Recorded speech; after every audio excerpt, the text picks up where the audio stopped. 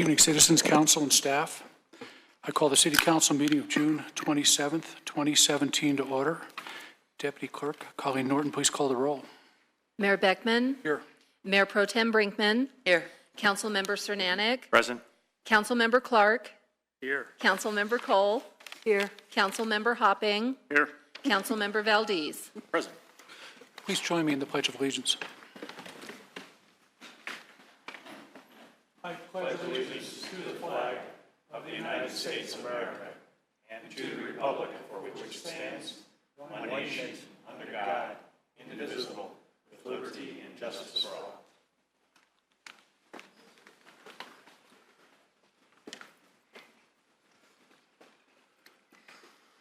We have an agenda, and there was a request to make one change on it.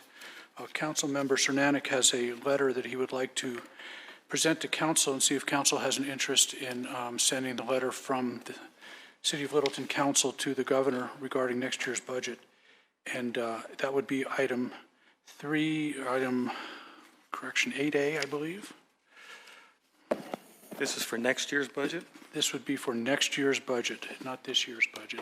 I would just as soon have this thing come on a regular agenda where we can have a chance to read it and look at it, especially if it's for next year's budget.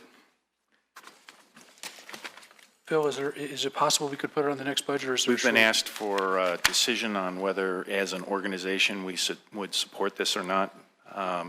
It's basically dealing with a letter of support that a group of folks are putting together, and they're looking to release it after tomorrow. So, Is this for the state budget? the state budget, Not yes. ours. Not ours. I still want a chance to read it, and I don't want to have to read it while we're in the middle of the meeting. And It was sent to council earlier today. well, I was at a meet and greet this afternoon, so I guess I missed my email. Whoever it is that wants us to respond ought to do it more than just a day in advance. I don't know the organization that's doing it. I haven't read the letter. I haven't had a chance to think about it. So what's going to happen if we take it up at our next meeting? Always have an opportunity to deal with it then and send our own letter, as opposed to be part of a larger group. Okay? Any other thoughts regarding that? We try to be pretty flexible on that, but I think that is a legitimate point, is that I really read the letter this evening when we were getting ready for the meeting tonight here. But if you have a shortened fuse, I think we need to be flexible to that, and I think at that point, if council members really uncomfortable with it, they can vote against sending it forward, I think, tonight. So, Yeah. So it will not be that much of a presentation. We have the letter in front of us, so without any other objections that I'm unaware of, I'd like to add 8A, and that will be a letter to the governor discussion. This is also a regular meeting, and it's not usually on the fourth Tuesdays that we have a regular meeting. Usually it's a study session for those people that keep track, but we've had a number of events in June, and we still had a need to accomplish some business. So this is one of the meetings that we reposted to be a regular meeting and not a study session. With that, I want to move to agenda item 4. That's the public comment. Public comment is an opportunity for anyone to express opinions or ask questions that are not part of the public hearings. An immediate response should not be expected. We ask that anyone who would like to speak during public comment sign in on the green sheet, which I've just been handed. I will make sure that if you missed that opportunity, that you get an opportunity still to speak, but it is helpful if we get it on the green sheet for our records. We're going to have a public hearing tonight regarding fire dispatch, and so if you have comments about that, you want to reserve that to that time period so it becomes part of the record for during the public hearing portion when we discuss that. If you discuss it during the general comments now, it's not specifically part of that record, and that may be something you'd prefer to have. The other thing just to mention, if you're here with a misunderstanding that we're talking about fire consolidation, that's not what we're talking about at the meeting tonight. We're going to be talking about just the issue of the communication center, the dispatch center for Littleton Fire, and moving that. We're not talking about another issue that council is going to be considering over months and months ahead. So we expect comments to be civil. Disrespectful behavior will not be tolerated. It's a 3-minute time limit, and we have Pam Chadburn signed up. Pam?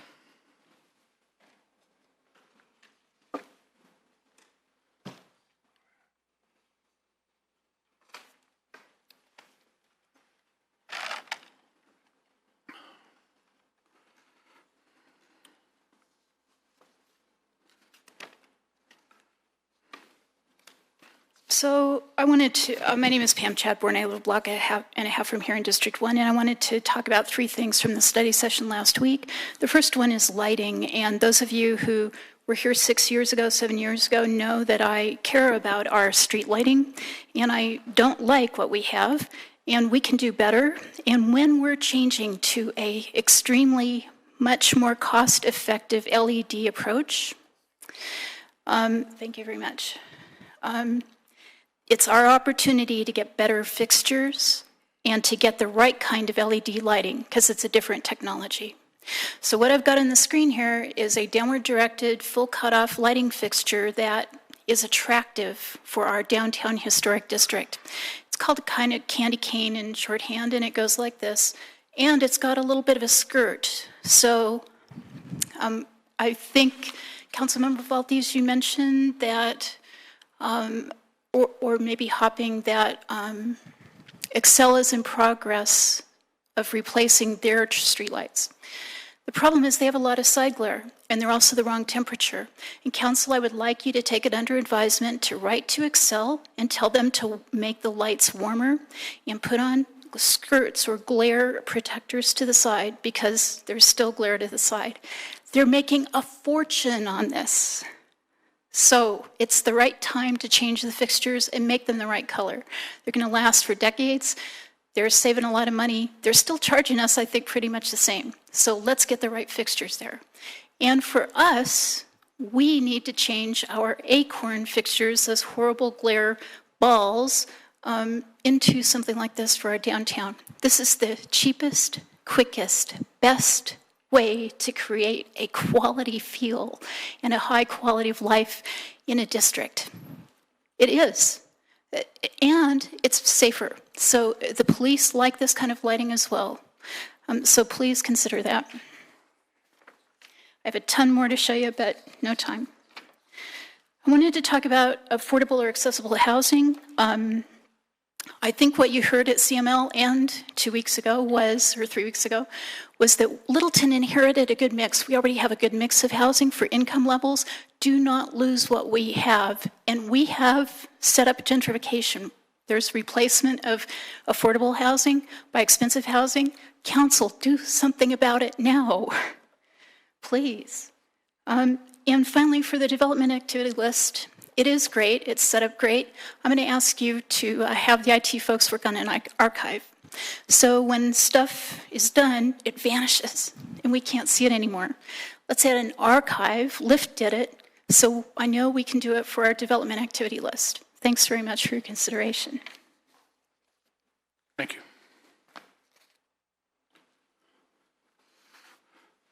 I don't have anyone else who signed up for the public comment. Is there anyone who missed that opportunity? This brings us to agenda item 5, which are the consent agenda items. The consent agenda items may be adopted by a single motion. All ordinances must be read by title prior to a vote on the motion, and any consent agenda item may be removed at the request of a council member. 5A is Resolution 16-2017. It's a resolution adopting the 2017 South Platte Park Management Plan. Item 5B is Resolution 17-2017. It's a resolution adopting the First Amendment to the South Platte Park Agreement. And consent agenda item C is ID 17-192, approval of the May 2nd, 2017 regular meeting minutes. Mr. Chairman, I move approval of consent agenda items 5A, B, and C. Second. We have a motion and a second. Are you prepared to vote?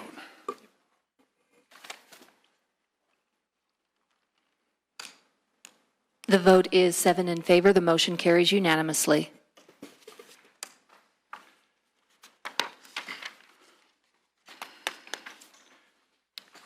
This brings us to agenda item 6, which are ordinances for first reading. We have items A, B, and C,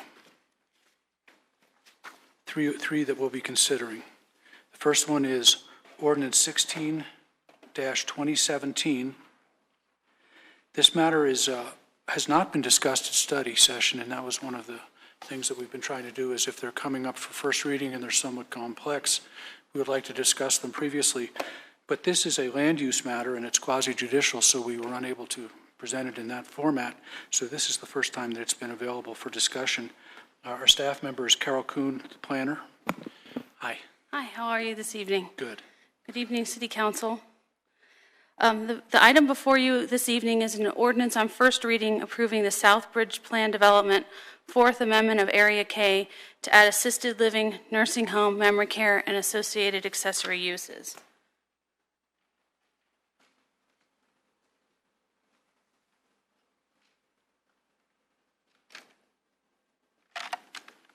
The applicant, Nick Craig with Stone Creek Real Estate Partners, is requesting to add assisted living, nursing home, memory care, and accessory uses commonly associated with assisted living and memory care facilities to the existing office park uses in a portion of Area K of the Southbridge Plan Development. The existing uses specified in the Third Amendment to the Southbridge Plan Development are intended to remain unchanged. In addition to the PD amendment, the applicant has also submitted applications for preliminary and final plats to divide a portion of Lot 1 Southbridge Subdivision Filing Number 12 into 2 commercial lots. The Planning Commission approved the preliminary plat on June 12th of 2017. The final plat is scheduled for City Council on July 18th of 2017. The intent of the plan development amendment is to to change uses and other performance standards. And if the procedure for amending the plan, development plan is the same, if it's outside of the realm of what an administrative amendment is, then it is processed through a public hearing through both Planning Commission and City Council. So the intent of a plan development is to promote public health, safety, and welfare by allowing more flexible design and based on a comprehensive integrated plan. So anything that falls outside of the purview of an administrative amendment goes to a first and second reading at City Council, preceded by a recommendation by Planning Commission. So this is where we are today. An amendment to the plan development plan requires 2 public hearings, as I mentioned, one before the Planning Commission and one before City Council. On June 12th, the Planning Commission recommended by a vote of 7-0 that City Council approve the PD amendment. And they also at the same time approved the plat, the preliminary plat. The final plat is scheduled, as I mentioned, on July 18th to come to City Council. And the hope is that if the agenda item is set for July 18th, that you'll see the preliminary plat, the final plat, I'm sorry, and the preliminary development plan amendment together as one package. It's the intent of scheduling that out on the 17th. So the portion of Southbridge Area K that is the subject of this PD amendment is located at 1501 West Mineral Avenue at the northwest corner of West Mineral Avenue and South Windermere Street. It's zoned PDC and it's located within Area K of the Southbridge Plan Development. The original Southbridge Plan Development Plan was approved in 1979 with Area K being designated as commercial office park. In 1983, the PD was amended to transfer 49 residential units from specific areas within the PD to Area L. The Second Amendment of Area K revised the uses to allow for churches and school-related uses. However, this was located a little bit farther down at the northwest corner of Mineral Avenue and West Mineral Court, so not this area. The Third Amendment to revise a portion of Area K, which is the subject of this Fourth Amendment, this area, they added visiting missionary sleeping rooms for visiting missionaries associated with a conservative Baptist Foreign Mission Society. The amendment did limit the sleeping rooms to more than 10% of the gross floor area. It did not change the underlying office park uses, it just added these additional sleeping rooms to the facility.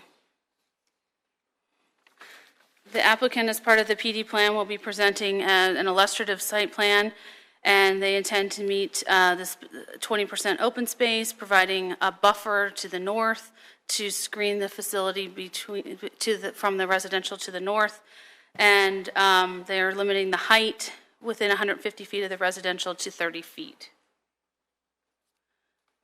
So as I mentioned, on June 12th, Planning Commission recommended approval of the application with a vote of 7-0, and staff recommends that City Council approve the ordinance number 16-2017 on first reading and set the public hearing date for July 18th of 2017.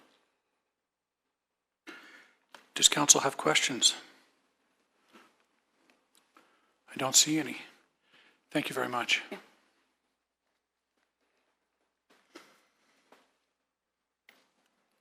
At this point, we can make a motion and a second, have further discussion if you're interested in further discussion, or a motion and second and a vote. But either way, I need a motion. I move to approve an ordinance on first reading approving Southbridge Plan Development, Fourth Amendment of Area K, to add assisted living, nursing home, memory care, and associated accessory uses to a portion of Area K of the Southbridge Plan Development. Case number APD 16-0003, and set the public hearing date for July 18, 2017. Second. We have a motion and a second. Is there any further discussion?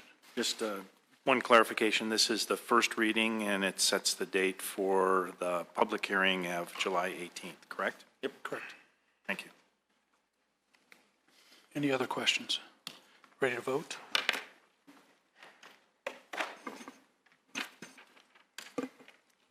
The vote is 7 in favor. The motion carries unanimously.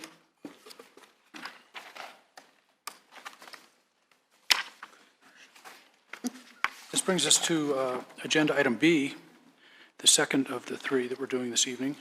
Ordinance 17-2017, and it's an ordinance on first reading for an addendum to wastewater connectors agreement addendum and sewer services agreement addendum with Ken Carl Ranch Water and Sanitation District. And this matter has been discussed at study sessions previously, and we have, if you recall, it was part of a larger package, and then this specific connection agreement was pulled because of some issues that Ken Carl wanted to address before bringing it back to us. So the other items were passed, this item was pulled, so this item now is ready to be considered by council on first reading. And we have a presentation. Thank you, Mayor. Thank you, City Council. I have a PowerPoint fairly similar to the previous PowerPoint presentations that we had given.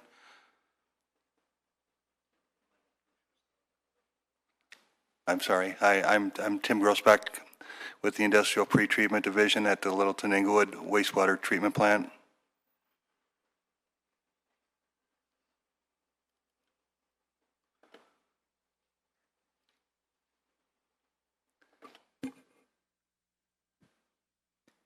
Tyler, can we have the screen, please?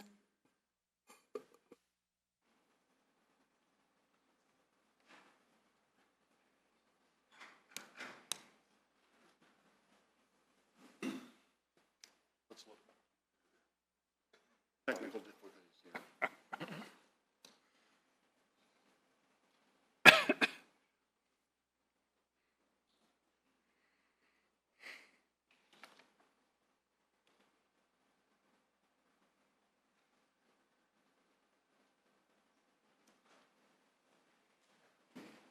Okay, so there are 8 connecting sanitation districts that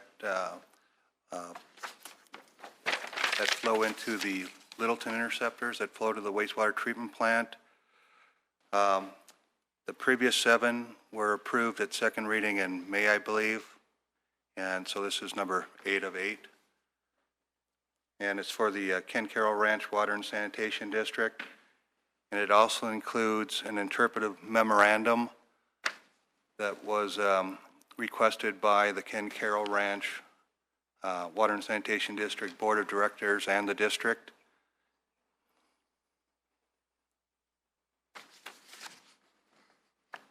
Okay, so this is a little history on the sanitation districts, which I have provided. They have all entered into sewer service agreements back in the 1980s, which basically said that we would provide wastewater treatment if they maintain their lines.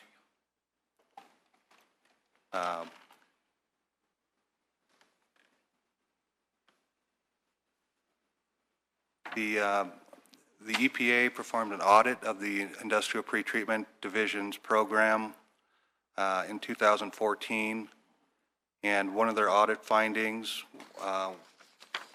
is they found that we did not have full legal authority to implement the pretreatment program in all the sanitation districts. So to correct the finding, the addendums to the agreements were developed. The language is all consistent amongst all the connector addendums. The EPA has deemed that they satisfy the audit requirement, and they basically clearly define all the expectations and requirements of the city and the sanitation districts as far as pre-treatment responsibilities go.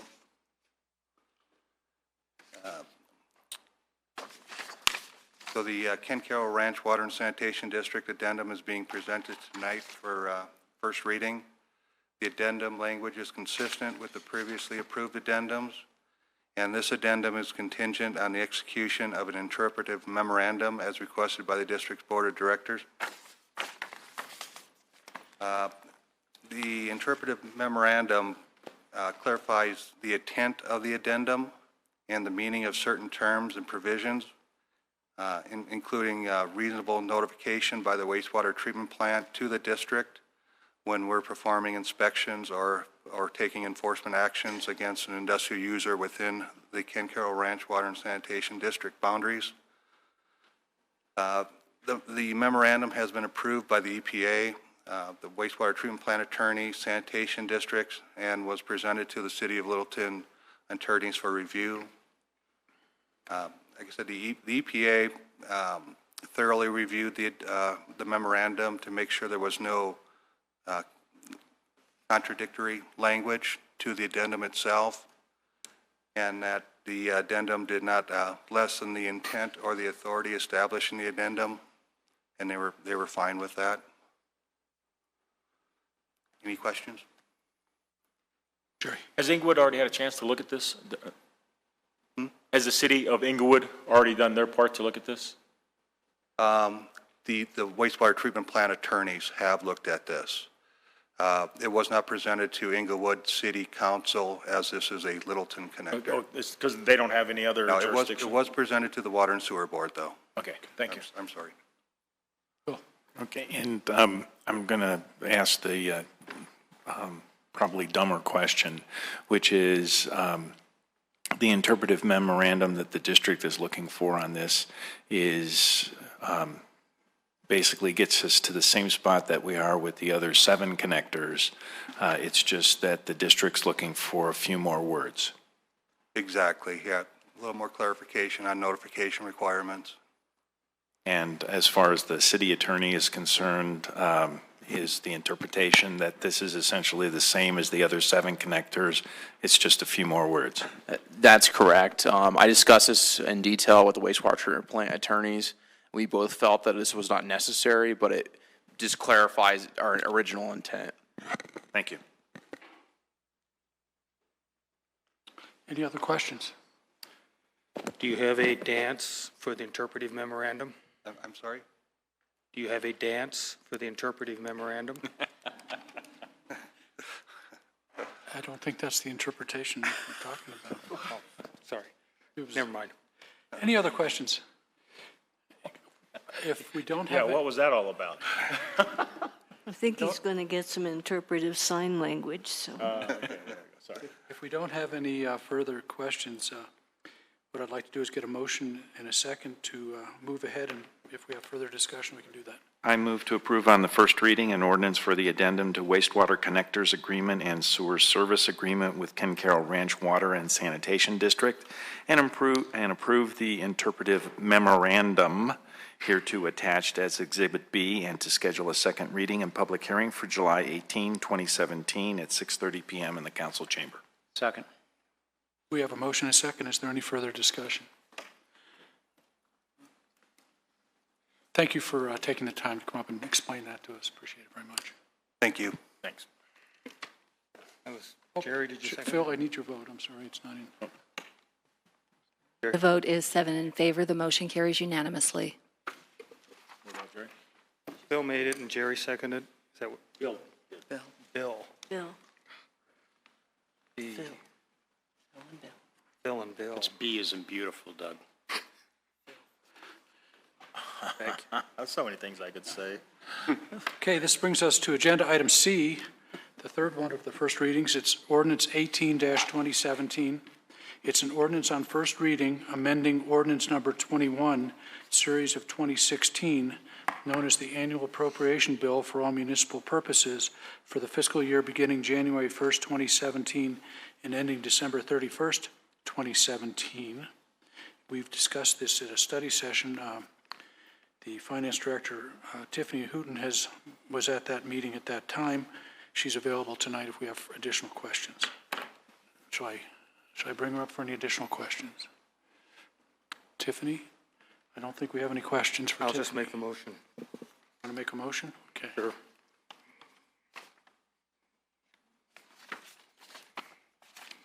I move we approve it on first reading. Oops. What's the date? Here, read this.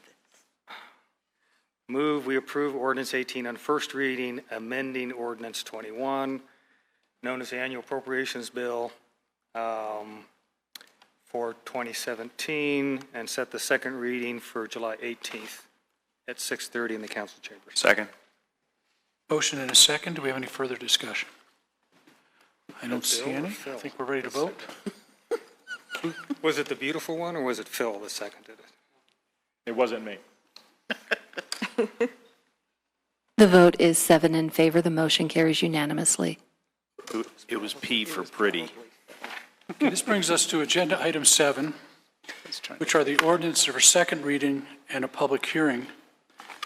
The item 7A is an ordinance of the City of Littleton approving an intergovernmental agreement to contract emergency dispatch services with Metcom through South Metro Fire Rescue. This is a second reading. We've had a first reading, and we've also discussed it at a study session. We have Chris Armstrong and Tiffany Hooten here this evening to make an additional presentation of council requests. Does council have questions? We'll have. Not seeing any questions. Chief, do you want to It present might be good anything to hear additional? what the chief has to say before a public hearing. Good evening, Council, Mr. Mayor. I do have just a quick slides for you, just to bring you up to speed since our last reading.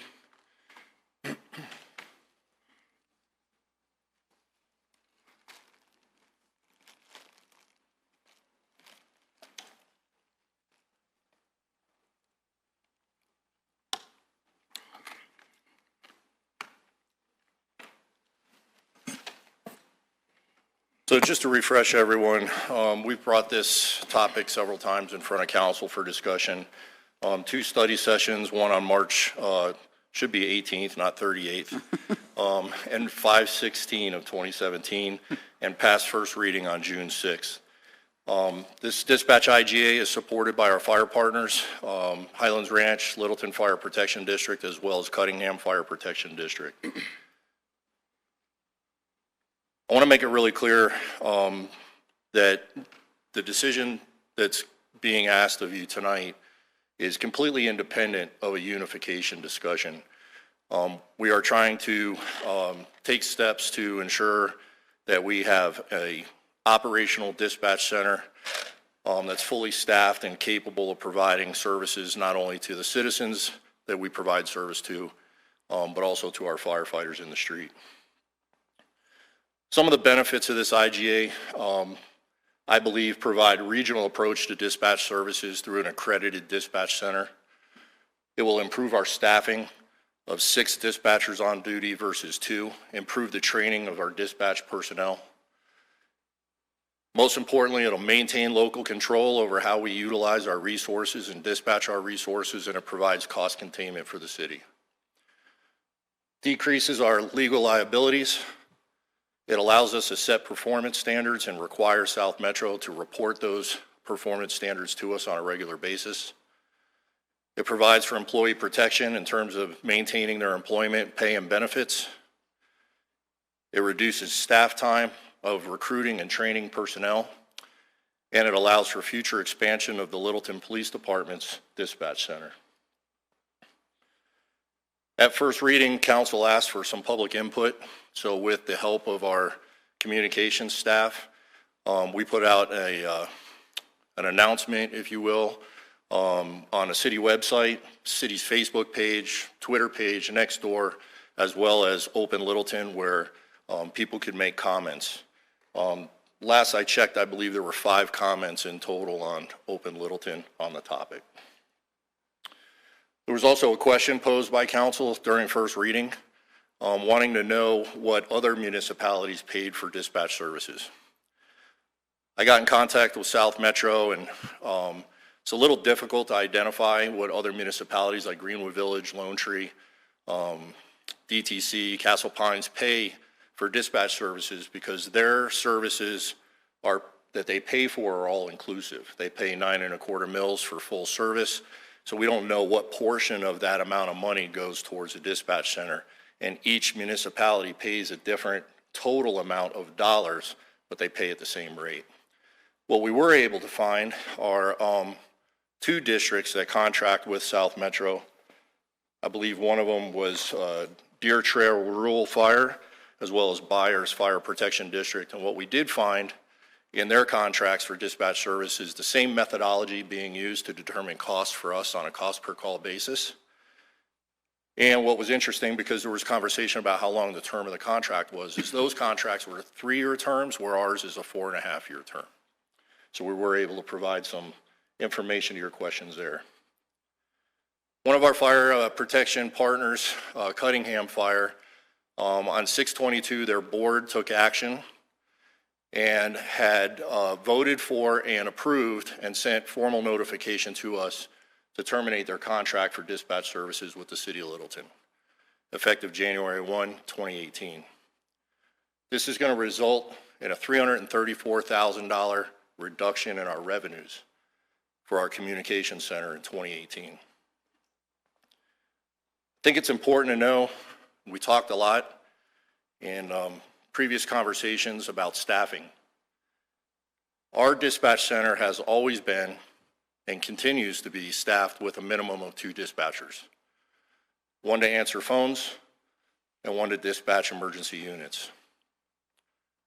Whether Cuttingham is a partner with us or not, the reduction of the 5,000 calls we dispatch for them doesn't change the requirement or the need for us to maintain 2 dispatchers in our center.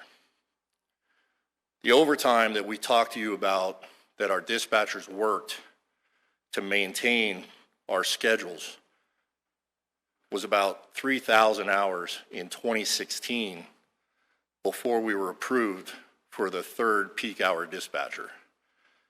So losing Cuttingham as a partner does not help our situation. We either have to find a way to cut $334,000 out of our budget, or we have to come up with the difference ourselves to make that whole again. Because the number of dispatchers we currently have in our budget is what's required for us to operate our center. In your packet, you will see that we have a signed agreement from South Metro's board. They had a meeting on 6/22 to discuss our IGA, and they have approved the IGA as you have it in your packet. So the IGA, according to them, is acceptable terms, and they have signed it. In addition, the same night, they signed an agreement with Cunningham Fire Protection District to provide them dispatch services effective January 1st, 2018. What's important to note, I was curious as to what their costs were so we could compare it to what we were getting. And what was interesting is that South Metro is actually charging Cunningham Fire Protection District the same price per call that they're charging us, but they're not taking any employees. So for anyone who might feel that we're paying too much because they're taking our employees and maybe giving them raises to bring them even with their dispatchers, we're not paying any extra. We're paying the same amount as Cunningham, but they're taking 8 or 9 of our dispatchers and employing them and paying their salaries and benefits, which demonstrates the strength in the economies of scale. Last, our staff and our fire partners recommend approval of the Emergency Services Emergency Dispatch Services IGA with South Metro and Metcom, and I'd be happy to answer any questions you might have. Do we have questions for Chief Armstrong? Everyone. Bill. Chief, thank you for that. How many part-time dispatchers do you have? I'm not sure of the number. I think we're somewhere in the neighborhood of 6 or 8.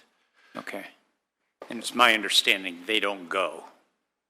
The agreement that we've made with South Metro protects the full-time employees. They're taking all the full-time employees. We have had conversations with South Metro and Metcom about the part-time employees. Some of them have jobs in other dispatch centers, and South Metro doesn't really employ too many part-time employees because of the schedules that they work. But they did tell us that if they had a need for part-time employees, that they would welcome our part-timers to apply.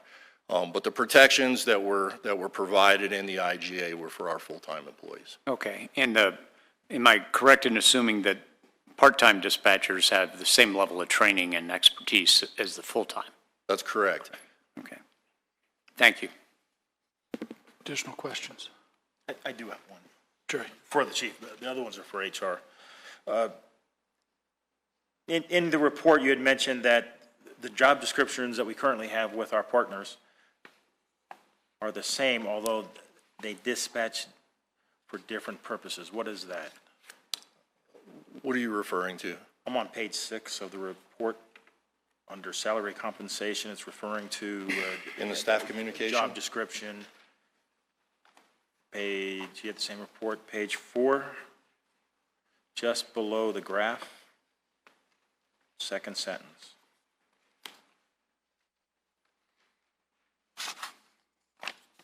There's currently LPD and Littleton Fire. You see that? So that was actually written by Eric Juan Savage. This was part of a presentation that we had provided earlier. The question, I believe, if my recollection is correct, was could Littleton Police Department dispatchers dispatch for Littleton Fire? And the answer from HR was no, because they have different jobs, they operate on different CAD systems, and they dispatch differently. So they're not really trained to do both, they're trained to do one or the other. So this is really addressing between the police dispatch and the fire rescue dispatch. That's correct. That's what okay, hang on just 1 second, I may have one other. Also, on page 5, where it talks about how this system, if we go to Metcom, that the dispatch team and expanded GIS systems. We have GIS, do we not? We do. So how does it expand? Explain. So they have a pretty robust GIS staff. They do quite a bit of analytics. They're able to plot calls, give us data and information that helps us be able to determine proper station locations or where we put our resources. We recently just hired a GIS person, I believe in the last year and a half, Jackie, and we use her quite extensively. This would actually give us the opportunity to use either or, which could free up our GIS people for other needs with Public Works or other departments in the city. So it really just expands our capability to use GIS data. Also on page 5, where you mentioned under the West Metro Fire Rescue, Jeffcom, that they are not fully operational yet. Tell me a little bit more about that. So West Metro is starting their own regional dispatch center. I want to say similar to South Metro. Their center is not fully operational yet, but the difference with their center versus South Metro is that they are on what we call a law enforcement CAD platform. It's different than a fire and EMS CAD platform, CAD standing for Computer Aided Dispatch.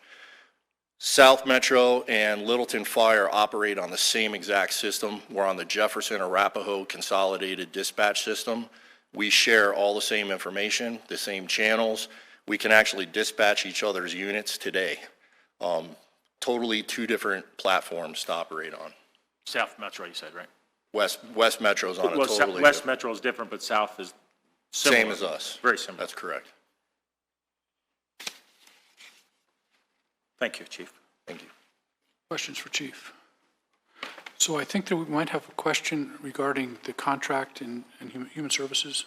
Is that correct? I do with HR. Okay, and so Mark, I don't know who you want to have to answer questions regarding HR. We have our acting HR director, Julie Lanier, here, so she can step forward, hopefully, and help us out. Good evening. Good evening. Hi, Julie. Thank you. Good to see you. Questions in the report, again, on page 4. Do you have a copy of the report? I have the council communication here. Is that what you're referring Yes. to? Okay. So in there, where it talks, we're talking about the compensation, about how was it, Southwest, they're 85 percentile, and what percentile are we? We don't use the same compensation structure. We use the Boulder, Denver one, right? Correct. Yeah. Correct. So theirs is based, again, on what? I'm not exactly sure what theirs is based on. Do you know? So City of Littleton, as well as South Metro, use Mountain States to develop their compensation ranges based on job descriptions. If we provide them a job description for an emergency dispatcher and fire, they would go out and compare that to other jurisdictions' job descriptions, and they would set a minimum and a maximum and a mid-range salary. Our HR practice has been, up to this point, if an employee comes in, a new employee, with a minimum of 5 years' experience, we start them at the mid-range, which is roughly the 50th percentile of that range. South Metro will bring somebody in with no experience, and they start them at the 85th percentile. So that's the difference in the starting salaries. So for Julie, then. So in here, you also mentioned that, let's see, where was it? Changing the compensation philosophy for HR dispatchers and not the other employees, and I presume you mean all city employees? Specifically referring to the police dispatchers, we believe it would create a pay equity issue. Well, it goes on to say it would likely create dissatisfaction with many Littleton employees. So are you actually just talking police dispatch, not other Littleton departments? It's kind of twofold. Because the police dispatchers share a space and provide dispatch services, but for the police side, there's that pay equity issue, and then also just creates bad kind of morale citywide. Well, then it goes on to say that at a minimum, the city would have to apply the same compensation practice to the Littleton Police Department. That's why the sentence before that, it talks about Littleton employees, then it mentions LPD. Can you help me out there? If I may, Mr. Mayor, I think some of the discussion prior to Julie getting involved here, with Eric Juan Savage, when we talked about some compensation models, I think the chief here described that correctly about how our methodology, how we typically apply that across all classifications. I think the concern had been in those study sessions is that if we were to create a different methodology specific to one class, it certainly has the effect directly with the police dispatchers. That's the most obvious right up front. But then the deeper concern was that this methodology and how it would be compared to the other classifications. So again, the chief described our typical approach there, but if we're doing something unique for one, why are we not doing it for others? There certainly are other classifications for which we do have challenges, quite honestly, in recruiting. And I think I've even talked about here recently some of our recruiting for engineers specifically is probably a real difficult challenge here in the marketplace. So I think it's again, kind of a deeper concern that if we change the methodology for one, we do need to consider it probably for all. Well, and I guess this is part of my thought, and Julie, I appreciate you stepping up to, I realize you kind of got in the middle of this. But as far as the dissatisfaction with other employees, other departments, if we're paying a fair market compensation, but I think as the chief has outlined, that we have other group of folks, the police and fire dispatch, which is a different skill. I mean, and I can see making unique. I can see making unique decisions everywhere, whether it's in the planning department or elsewhere. I just don't understand why the whole city is going to be city staff is going to be in uproar because we want to pay, if we were to pay, dispatchers appropriately, if we're underpaying them. And it sounds to me, Chief, that we've been underpaying folks, and that's been part of the turnover. Is that right? I don't know if I would go so far to say we're underpaying our employees. I think that what you said previously is that we pay a fair price is an accurate statement. But we still have to compete with others that can compensate employees for the same job at a higher rate. And that's kind of been our challenge. And then to the city manager's point, it's been our practice up to this point in time that we use the same methodology for all classes through the city. So that would be a change in philosophy from that point moving forward. So then, so South Metro pays, they're the top dog, they pay the most all across the Front Range? I don't know if they pay the most, but they start out at a higher level than we do. Yeah, that I understand. I guess I'm struggling a little bit, Council, with why are we paying our folks so little? And if the market is demanding far more? Well, the South Metro is only one dispatch center. South Metro pays at the 85th percentile. So there's more than one dispatch center. We're obviously competing with other dispatch centers, but not just South Metro. Unless South Metro has an endless appetite, an infinite appetite for dispatchers, then they can't hire every dispatcher that's out there. So this idea that the only entity in the whole universe that we're competing with is South Metro and that they're paying a higher salary is interesting. Well, that's kind of where I was before. Because West Metro obviously hires dispatchers, Denver hires dispatchers, Arapahoe hires dispatchers, Douglas County hires dispatchers. Let me get back to my chief if I can, Sure. if you don't mind, thank you. So then, so with Jeffco, when they're going to come up, is that going to be another situation where they're going to be drawing people from, whether it's Littleton or whether it's Southwest? What would you suggest on that? Councilmember Clark is absolutely correct. We've lost a handful of dispatchers to many different entities, whether it be West Metro, South Metro. We've even lost our dispatchers to our own PD, where they sit on the opposite side of the room for whatever reason. West Metro currently has their own dispatch center. What they're doing is expanding that and making it a regional center. I don't know what their compensation package will look like, but there's potential that, we could lose dispatchers in the future to other centers for various reasons. It may not just be pay. It could be, South Metro operates a different shift. They work 24-hour shifts. That might be attractive to some people. And if it comes with more pay, then that's just kind of icing on the cake. So there's a lot of areas that we're challenged with competition with other dispatch centers. I appreciate that. If Jeffco were up and running in a perfect world, would it make sense to go with them versus Southwest or Southwest versus Jeffco? It would not be my recommendation because of the different platforms, the CAD platforms, the dispatch platforms that we would operate. That's because of the employees we have today, as well as our rescue folks who are out there in the field, they know how to operate with this platform we have today. And the technology is different. So the cost of switching over to a different type of system could run into the hundreds of thousands of dollars would be my guess. Right, thank you, Chief. One more for Julie, and then you may not have this, but I'll ask anyway. So what is the turnover rate in the industry? Well, our turnover rate for this year is about 14% for 2017, but that's just for City of Littleton. I'm not sure industry-wide what the dispatch turnover is. Thank you. Do we have other questions of staff? Not seeing any at this point. Thank you, Chief. Thank you. Thanks, Chief. So this brings us up to the point where we open a public hearing. I have a sign-up sheet. Again, if somebody missed understanding that there's a sign-up sheet, I'll make sure I try to recognize you. I'll open the public hearing at 7:21. The first speaker is Carol Bresack.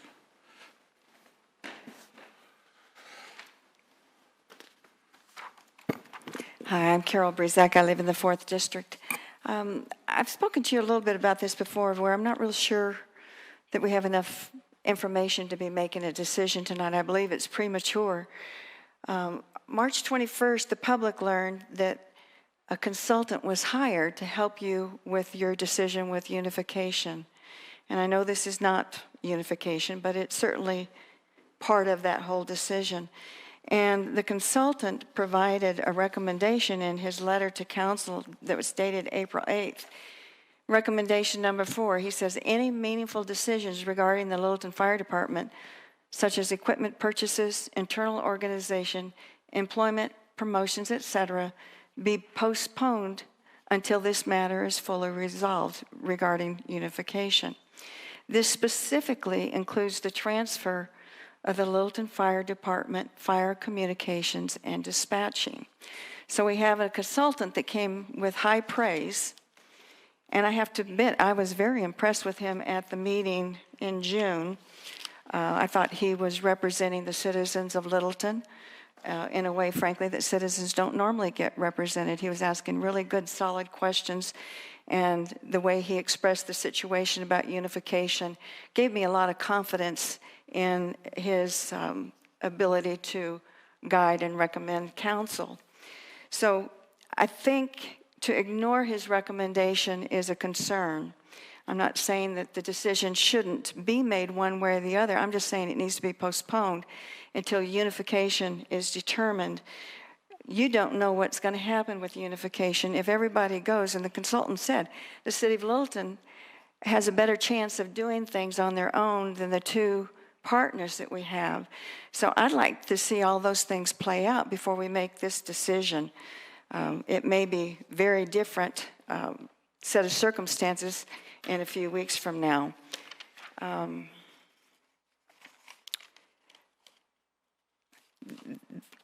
like the idea of having the 4.5-year contract. That does give me a little bit of reassurance over cost. But I also know, if you haven't read, South Metro is suing the City of Parker's Urban Renewal Authority over the loss of tax increment. They have 3 plan areas that are coterminous with the boundary of Parker, and he's estimating that they're going to be losing $16 million over the next 20 years if they don't win this lawsuit. And I just see that that might be another circumstance that maybe in 4.5 years we might see a real hike in the cost of all of this. So I wish you would just wait for unification decision to be made before you make this one so you can see the whole picture. Thank you. Thank you. I don't have anyone else who has signed up. Is there anybody else who would like to speak?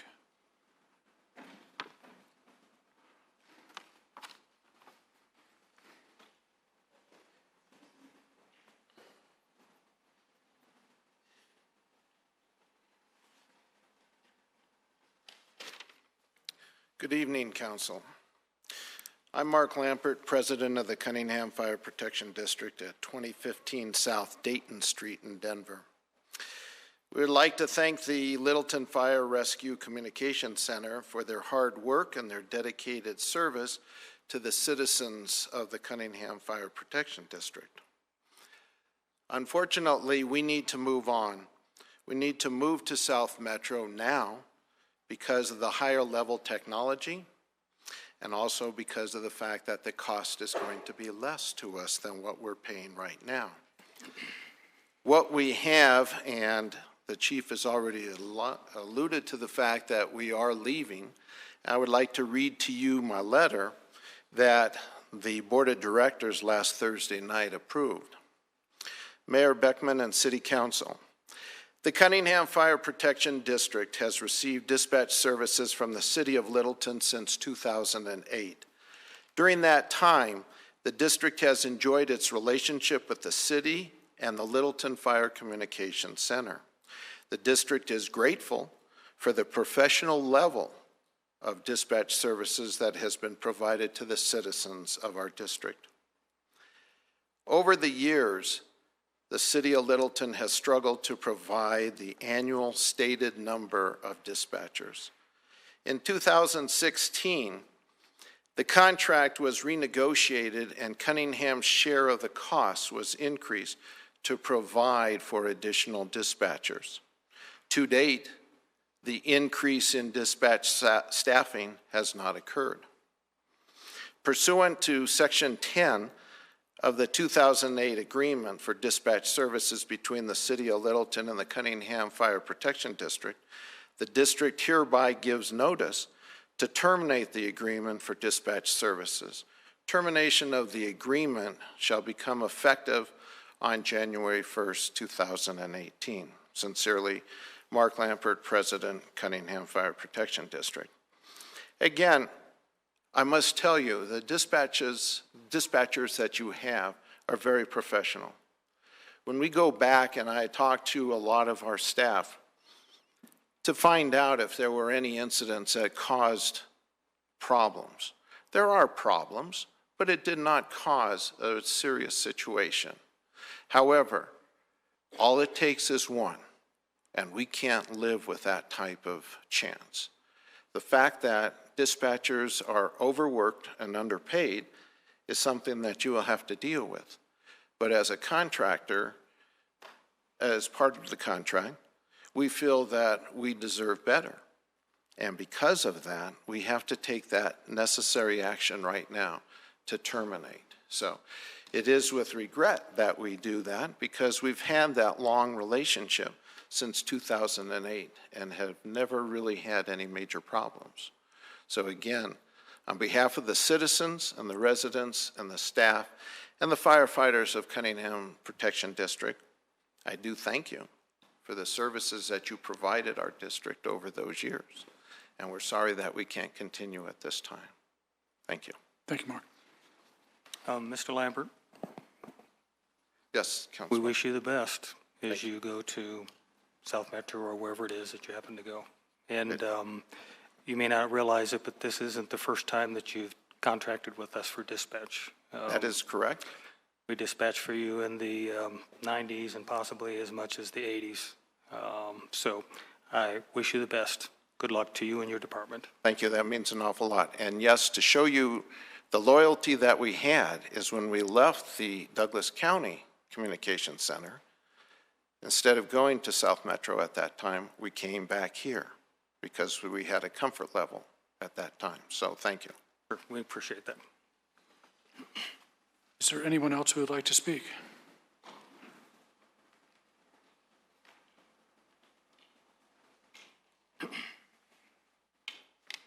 Hi, I'm Valerie Park, and I'm a City of Littleton resident down in Mulhorse Landing, and I'm not sure what district that is, sorry. 4? Okay, I thought it was 5, but District 4. And I am a fire dispatcher. I've worked for the City of Littleton since 1990. I left for 5 years, but I came back. I came back because of the pride of the department. I enjoy working for the City of Littleton, Littleton Fire Protection District, Cunningham Fire Protection District.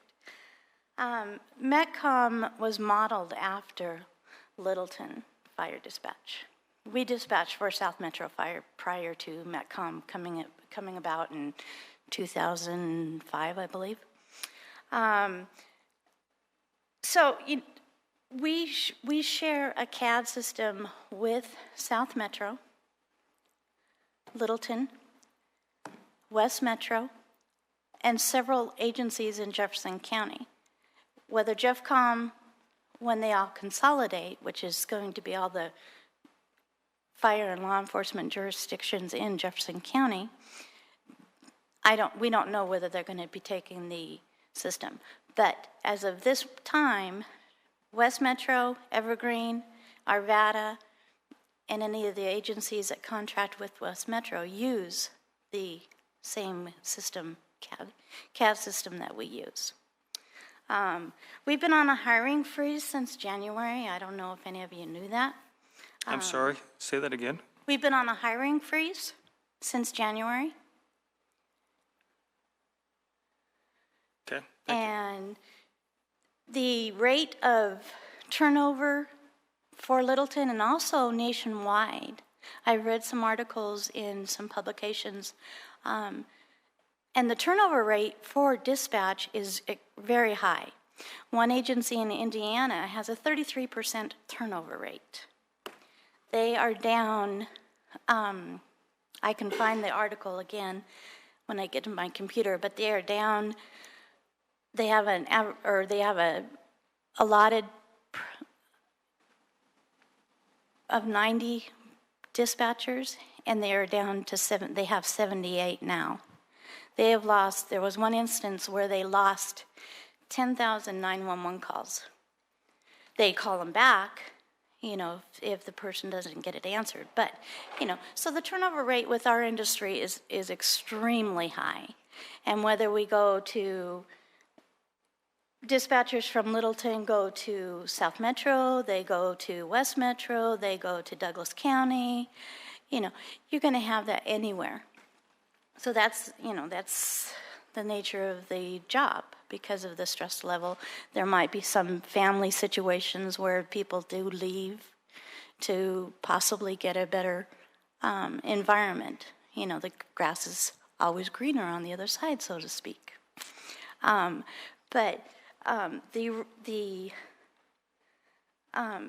benefits are not equal. We figured it out that benefits, retirement, and Social Security with the city of Littleton is 27.65%. And the benefits with South Metro Fire are 24%. Granted, if we do go to South Metro Fire, we will be working 24-hour shifts, 10 days a month. It might be an increase, but it's also an increase in our salary is also an increase because of overtime. And personally, myself, I am taking care of my 78-year-old mother who has dementia. So the 24-hour Valerie, shifts... we're running out of time, so... Oh, okay, I'm sorry.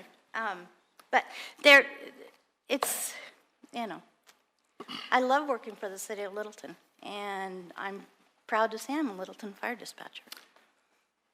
Sorry, Dolly, is it? Valerie, yes. Valerie? Valerie. Valerie, you're being modest, because if you worked here, started in 1990, you know that we dispatched for the entire South Metro area. Yes, I know. In fact, it was called the South Metro Emergency Communication Center. Yep. 350 square miles, 350,000 people. I started with the city of Littleton as a police dispatcher in 1990, and I came over as a fire dispatcher in 98. I left for 5 years and then came back in 2006. Well, welcome back. Thank you. Thank you, Valerie.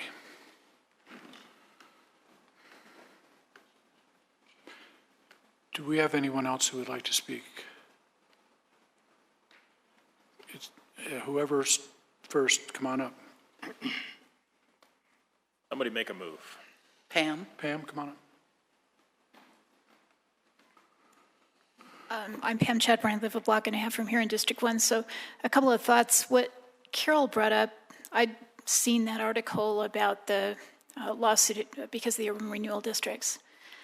And when the cable company entices you to sign up, you get like a contract, and then at the end of that contract, the rates go way up, unless you buy more or do something like that.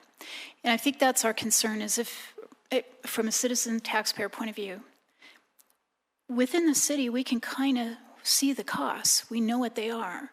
When we combine with larger regions, there's a lot of other things at play that we have no control over. So even though there's a smaller facility, we have a greater sense of knowing pretty much a lot of the things that are happening. Always, there are things out of our control, but the bigger the area, probably the more of those things there are.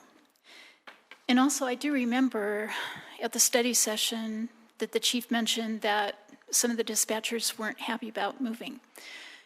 A thing I like as an employee is having a choice. And 10, 24-hour shifts to me sounds quite horrific. Shift work is really bad for people. So it'd be kind of nice for an employee to have an option of where to work too. I don't like that maybe Littleton isn't paying an average or slightly above average salary to be competitive for any job. We should be able to do better, and so I'd like us to look at that. We should be able to compete.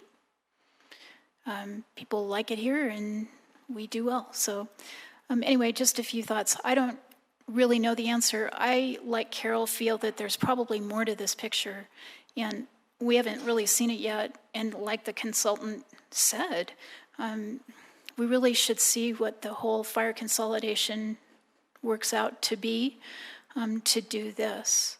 So anyway, it's hard to tell because I feel like there's a lot of things we still don't know, but for the things we know, maybe waiting is good. Thanks.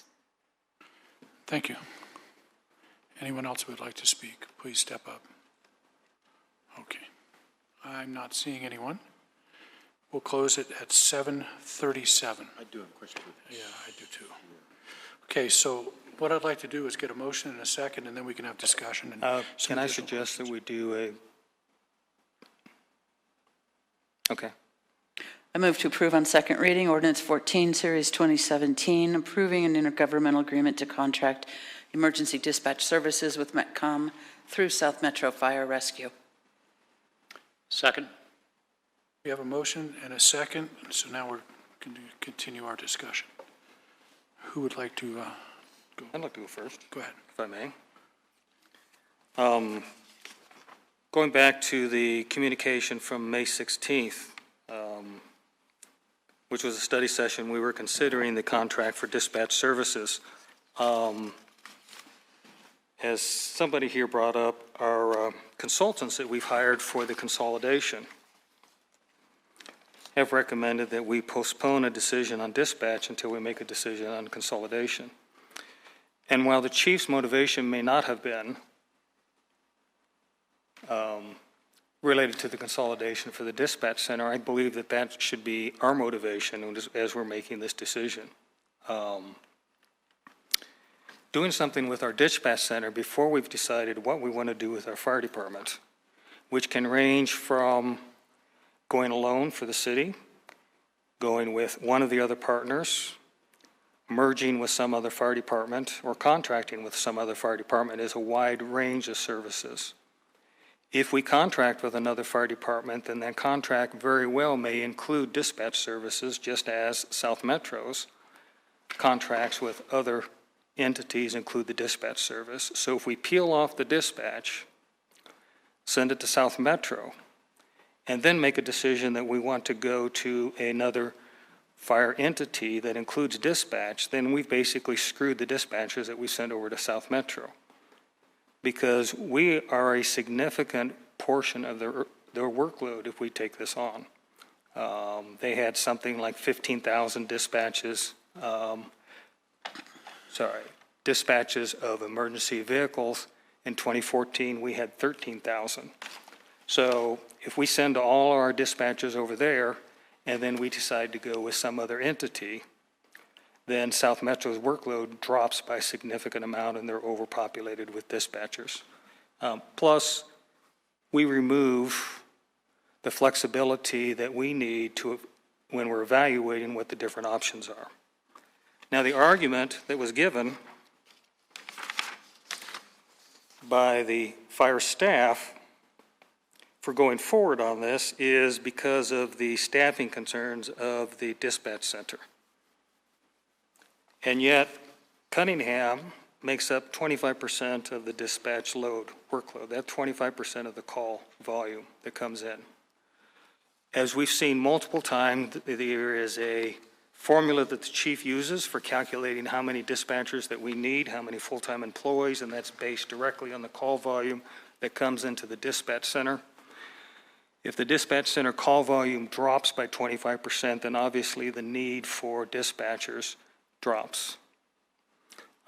Now, since we're understaffed now, losing 25% plus the money means that we solved our staffing need, but we still have the revenue issue to take care of, or that we're going to have to take care of, but we have to take care of that anyway. But in any case, I think that the appropriate thing to do is to set this aside until we know or have some idea of where we're going on with consolidation or non-consolidation with the department, whether we're going to reorganize it, what the different alternatives are. And we have a lot of them.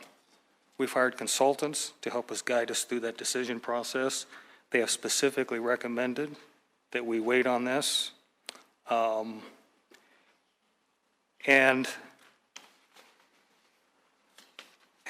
I've got to say that I'm disturbed to find out that we're having a hiring freeze while at the same time we're being told that we can't hire enough dispatchers to solve our overworking problem with the dispatchers. So we approve extra positions in September and October of last year, then we go on a hiring freeze in January, and then we give as a reason why we need to merge or send our dispatch center over is that our dispatchers are overworked and we can't hire them, when in fact we're not even trying, if that's true. Other comments from council? Yes. Good, and this would be for Julie again.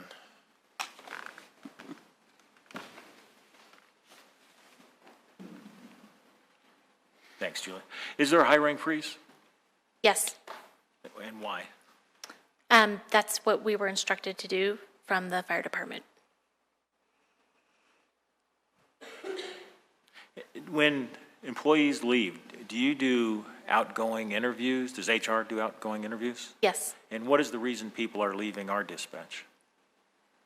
For dispatch specifically,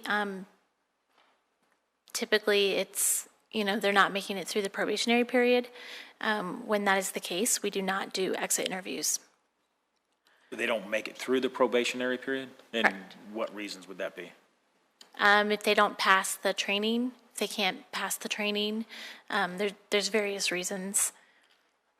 So we're bringing in people who are, everybody that's hired is under probation, is that right? Correct, yes. Or are we bringing in inexperience, or is there what are we bringing in, and why don't they make it through probation? So I'd have to check the job description, but I believe, as the job description says right now, the qualification is for customer service experience, not necessarily dispatch experience. Like I said, I would have to check that job description, because I know that we've gone back and forth on that. The training period, so when a dispatcher is hired, they go through the application process, and then they are invited to take a test called a critical. And that kind of assesses their skills. It gives them a mock scenario of what they would be doing while they would be a dispatcher. If they pass the critical, then they're invited for an interview. If they pass the interview, they go for a sit-along with the dispatchers. If they pass all those processes, they are offered a job. The training for dispatch is about 6 months, roughly, give or take. There's a lot that goes into being a dispatcher, and as with any position, sometimes people just are not the right fit, or they're not able to keep up. And this isn't directed to you, but I guess I am a little bothered that at every time we've had these study sessions and other meetings, I have asked every meeting, what is the industry turnover? And no one's been able to ever tell me that. And I know that we've had experience since 2014, we've had at least a couple of those years, we've had, rather high turnover. Other times it was 14%, 17%. But I don't know if that's industry average, if it's below industry. Yeah, what would be your take? Do you have any thought, any idea at all? I really don't know for industry. I'm sorry. I can certainly find that information for you. And I have one more question, I think, for the chief. Thank you very much. I really appreciate it. Yes.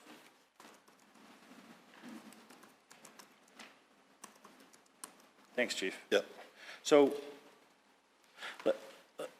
let's assume that all the partners are going to go their own different directions and based on their own needs, just as we have ours. What would it take to make Littleton a top-notch dispatch operation?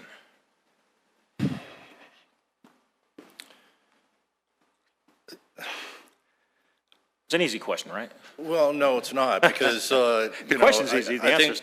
I want to be careful because I don't want the underlying premise to be that we're not currently. We certainly have our struggles. We certainly have to compete with outside forces. Our dispatchers do a great job. As Cunningham Flyer can attest, they've been partners, and Councilmember Lambert stood up here and eloquently talked about the level of service we provided them. I think it's several things. I think that our facility, for one, needs to be improved. I think we have good dispatchers. I think we train them to the best of our abilities. I think that it may lack in some areas that others can provide better training because they have more staff and funds and resources to provide that training to them. Certainly, I would say that while I feel that our compensation package is fair across the board in terms of the city, I think that we do compete with other people, so it could be pay and benefits. At the end of the day, it's a lot of factors. It's really hard to say. It certainly would require a significant investment. So then if we're not that far off from being the top notch, it will still take an investment to get there, but it's very capable of getting there, right? If the commitment from council and the city was to pursue a center similar to some others that we see in our surrounding area, not specifically South Metro, I think there are other good dispatch centers in our area. I think over time and with the proper funding and support, we could make strides to improve where we're at today. Then are you close enough to that operation, the dispatch operation, to tell me about the probation period? What are the hurdles there? What's happening? I think it's a lot. We let go a probationary employee recently. They just could not multitask to the point where we needed to. The critical test is really a test to try to elicit their ability to multitask, but when you put them in a dispatch chair and they're actually dispatching the units to a real emergency, it changes. And as Julie said, we don't necessarily look for people with dispatch experience because it limits the pool. So really what we want is people that are good communicators. That's where the customer service comes in, that, having conversations with people on the phone when they're dialing 911 is a difficult thing to do. It's a very stressful job. And I wish I had the numbers because I know our communication director gave me the turnover rate nationally from APCO, and I don't want to tell you what it is because I'd be guessing. I thought I had it here in my book, but I don't, so. Yeah, and again, that's a question I've asked every meeting, and no one ever has an answer. Everybody can always get me the answer, they just never get it. He gave Looks like 19%. So then where'd you get that one? So, I Googled it. Must be right. On APCO. Everybody knows Google's right. Yeah, it's from APCO. Well, it's the APCO website. So then, and last but not least, my last question then, who instructed HR not to do a hiring freeze? Yeah, so I would not say it was a hiring freeze. What happened was we had just started a process in January when we started having conversations. What we did is we postponed the process at that time because we were exploring the opportunity to go over to South Metro, and they were only willing to take full-time employees that were off probation. Because we were exploring this option and having conversations about what that looked like, I did not want to hire additional people that I would potentially have to let go down the road. As Julie indicated, Our hiring process runs somewhere in the neighborhood of 4 to 6 weeks and up to 6 months for training. So had we continued that process at that point, and at that point too, we were not staffed at the level we currently are, those individuals still would not be dispatching for us by themselves. So it was a postponement of the process just so we didn't have to let any employees go, because we were having a conversation with South Metro about moving forward. Thank you, Chief. Appreciate it. Additional questions from council members or additional requests of staff? Thank you, Chief.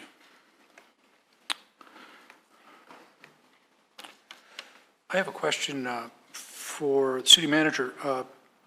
I know a lot of work was put into this by the city attorney's office and with HR to find ways to keep the employees whole as much as possible, because they were at different stages of employment, different levels of vesting and those kinds of things. But a question was raised tonight by one of the employees that there were issues that were not equitable. First we've heard of it, or are these ones that were worked through, or can you help me out?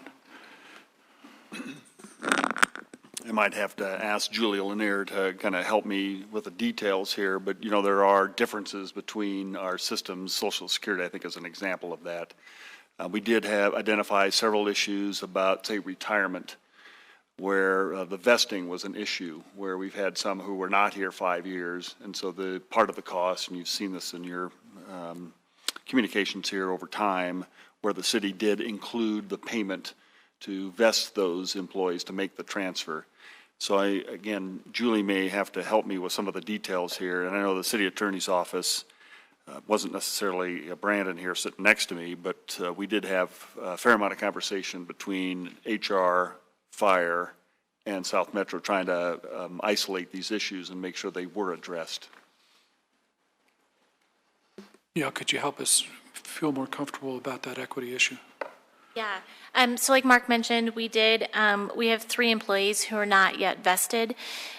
So we worked with our RISA attorneys and we developed an amendment to our 401A plan so that we can vest those employees before they leave, if this happens. I'm sorry, what else? What other? I just think if there are any other issues that you were unable to resolve in terms of equity, or perhaps they balanced out one way or the other, and you adjusted them. Another thing that we did, we worked really hard to make sure that it was a smooth transition, so that our employees leaving, there wouldn't be a lapse in insurance coverage. So that's why the date in the contract, I believe, is August 1st.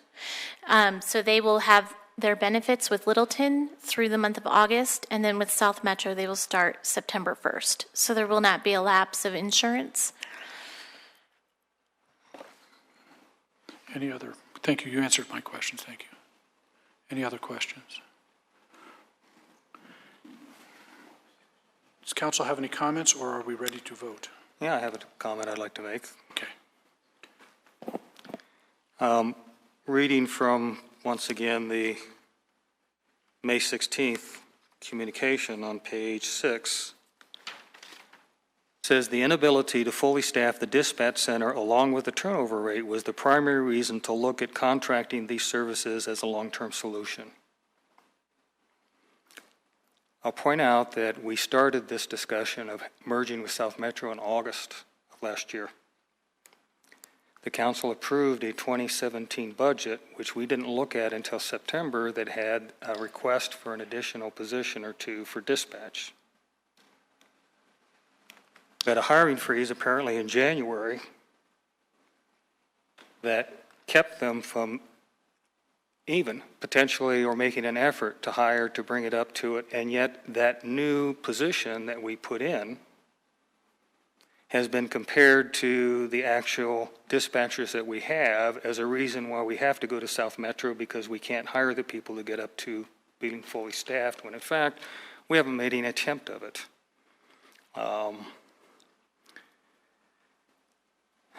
We have successfully run a dispatch center out of that facility dispatching for a significant portion of the population, more than 150,000 more than what we have now. In 1998, we had 13 dispatchers full-time and 2 part-time dispatchers.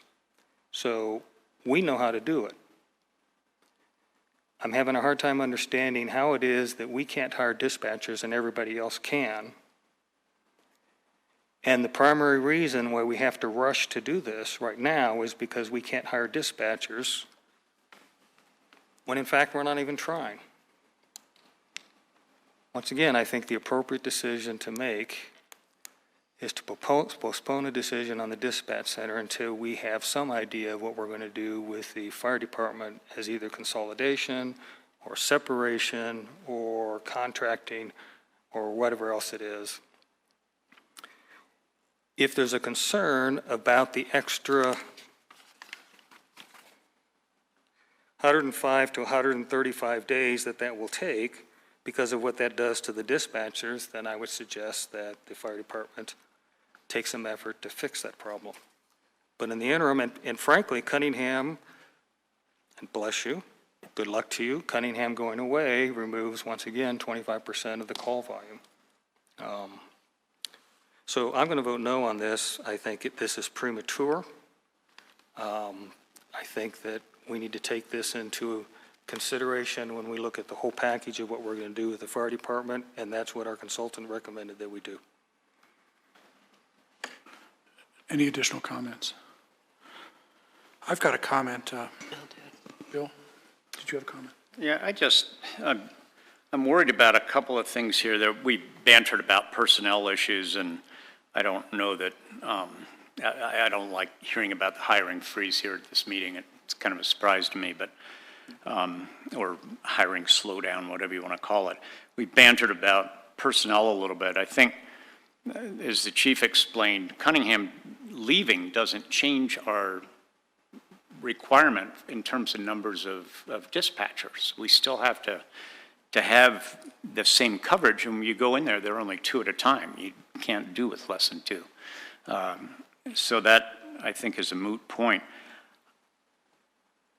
I hear concern about the culture. I'm not pleased with the fact that, do we know, Manager Ralph, why the consultants said not to move forward with this? All they said was they recommended we didn't. They didn't say why. It's not a very good consulting report when you do that, just to say, oh, don't do this. You know, I'd like to hear some reasons. Do you know of any? Well, my conversations with them, I think they're just generally a difference in how we might approach this issue than what our staff was looking at here. I think, as Councilmember Clark kind of articulated, I think they were just looking at a very broad approach of trying to preserve as many options as possible, whereas, they think our fire staff was looking specifically at the detail of trying to understand what that truly meant and whether or not we could overcome that. And I think it was our staff's impression that we could, probably overcome some of the technical issues. We do preserve some other options in the future, even if, we end up taking a very different model here, regardless of whether it's with South Metro or not. So again, I think it was just a very broad, general recommendation on their part to preserve as many options as possible. Okay, so it's preserving options. Yeah. My focus is on safety, and I look at our dispatch center and how small it is. There's no provision for rest periods. We don't have that at all. You go to South Metro and they have extensive training facilities on site. You have, 4 to 6 dispatchers on at any one time to anticipate emergent situations, and that's one thing they talked about at CML is community resiliency and how we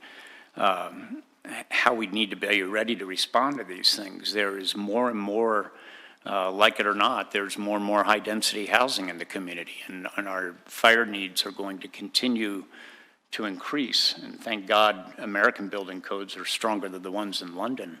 But when you look at a situation like happened there with a an apartment building turning into a chimney, you want to have the most flexibility you can. And I empathize with the cultural piece of that. I empathize with Councilman Clark's conversation about some of the nuances of this, but I think this is a big picture kind of move. I think it's further down the road in terms of thinking about what is the best safety situation for our citizens as the population not only matures in age and gets older, but matures in density, because we will have increasing density as time goes on. We have, this seamless conversion to this, to South Metro, and the other jurisdictions that have been bantered about as possibly being merger candidates are not geographically convenient to do so. It's not to say it couldn't be done, but it certainly would be a challenge to do it with that. The capital cost of getting our facility into a condition where we had training flexibility, personnel flexibility, rest opportunities, and the ability to grow the community, which is not necessarily based on desire to grow the community is just flat out going to grow. That's something we can't control. Mark Twain had a quote about that I won't say here in the council meeting, but the community is going to continue to grow. So this is not a perfect solution. I will support it, but not with a great deal of glee, because it's a departure of a part of something we have more control over. But I think the long-term impacts of not continuing to train or have the capacity to train up to the highest levels is something that really boils down to safety. And the number one thing we have an obligation to do is to provide a safe community for our citizens. And that's the reason I'll support it.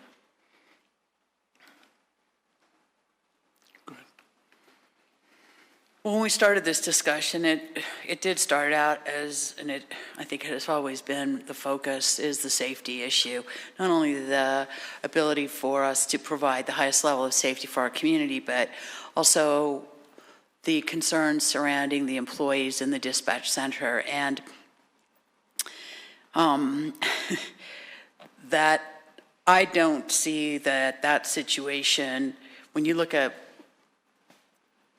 how long that has been going on and how difficult and challenging it has been to try to get ahead of that problem. It's going to take, I think, substantially more time and money than we even realize. The opportunity to provide a better level of work environment and obviously benefits, et cetera, for the employees is, I think it's incumbent upon us to take a very hard look at that being a valuable proposition. I go back to separating this from the unification. It's been made very clear this has nothing to do with the unification. The unification is, at this point, one proposal with about 500 questions that it's generated, and there hasn't been additional conversation on it since. The unification could go on for a very long time with all of the layers of discussion and conversation and deliberation and negotiations, and we have no idea where that would end up. Talk about having a bunch of different alternatives. I don't see that we do have a ton of different alternatives. I think that we have a limited opportunity or limited alternatives with regarding a unification or staying together, et cetera, and the dispatch center. I do think that this is a smart decision. It is an opportunity for us to be able to provide a higher level service to our staff. The entity, the South Metro does offer a higher level of electronics, the GPS, all that. I think that has a real opportunity for us to provide a higher level then also to our community. I'm going to go ahead and obviously support this evening because I do think that this is the right move for us to make. I think contracting services is a smart move when you're having trouble being able to meet your own needs internally. So I think this is a smart opportunity. And again, I'm not relating any of my decision based on anything having to do with unification. That'll be a different issue for me. Thank you. Phil. Yeah, I look at this in the context of the master plan that we have for fire and rescue. And as I've heard the issues, what I understand is we have space, we have technology, we have the issue of critical mass in an increasingly sophisticated environment, dealing with training as well as respite, both during and between shifts. And what I'm looking at is the master plan dealing with cost containment and performance standards with an organization that is committed to accredited levels of service. I understand an environment where vertical integration means you have absolute control, but it becomes very expensive. And the opportunity to look at a horizontal specialization that can provide that sophisticated training along with cost containment and helping us achieve our master plan goals. I'll vote in support of this. Any other council comments? Go ahead, Jim. Thank you, sorry. I'm real close to supporting this, but there's just some pieces here I just don't have answers to. I can so easily support it if I had other options to consider. It just seems like this is our only option, and I just got to believe there's other options. Like, what if we kept it ourselves? I think at this point, I'm just not ready to support it, but I'm not that far off from supporting it. So I think tonight I can't go with it.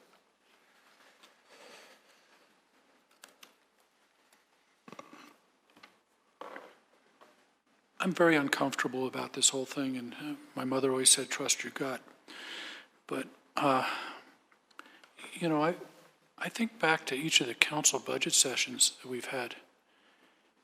There's never been that I'm aware of, a limitation placed on public safety by council. I know in the past there have been issues we've had to deal with. But while I've been on council, I think we've listened to what public safety has requested, and we've fulfilled it as best I think we possibly could. So what I'm uncomfortable with is we suddenly, given this situation, and yet where was the discussion of these issues and the significance of them and the importance of them and the criticality of them, and oh my goodness, we're in a crisis 3 years ago, 4 years ago, 2 years ago. Because those would have been the times that incremental change could have been made to deal with whatever those issues are. There's no reason to not have the facility that we need to have. It would just take some awareness and some moving toward it. There's no reason with the quality of people that we have to not be able to resolve some of these issues. The place to work in Littleton is just exceptional compared to some of the other places out there. And, I remember that one of the issues has always been keeping dispatch full. But one of the reasons people leave is the grass is greener or whatever. But the reason they stay is because this is a pretty good place to work and the conditions were pretty good. If we needed a new fire dispatch center, believe me, in 6 months we could have one. And all it takes is the initiative and the drive and the willingness and the communication to do it. I just am very uncomfortable with this. It's a similar discussion to some of the other things that we've been presented with. However, now we have Cunningham out. That's certainly doable. We've had customers in the past come and go. We have a direction from other fire partners that they have issues that are suddenly, here. And I'm just really uncomfortable with it. I want to put Littleton first. Littleton first, the safety of Littleton people first. We've done it for 40 years. I don't understand why, with a little bit of preparation, a little bit of anticipation, and some forewarning, this council couldn't have helped solve that problem. But we weren't given the chance. We just weren't given the chance. And I think if you give them a chance, heck, we could create a fire dispatch center down in Mineral in the fire administrative area tomorrow. You could start working on it. It just takes the funding and the initiative, and to begin taking fire dispatch freezes, hiring freezes off. I mean, it's like, are we trying to make this so that there's only one way we can decide? Is it almost intentional that, my goodness, we pile all these things up and then council will have to make that decision? I am very uncomfortable with that. I've seen this city and the different public safety entities here overcome issues with budget, overcome issues with training, overcome issues with a lot of things. I'm just not really comfortable the way this has all come around. And so, here we are now faced with other issues involving the fire department, and we're involved with trying to decide what the path of that will be. And I feel like chipping away at this is chipping away at the other, and creates a path that perhaps one could only follow because it's the only path available. And I'm just not comfortable with all that. I feel like I'm being pushed into something. And I know from my experience we can do a lot better here in Littleton. So I'm not comfortable with it right now.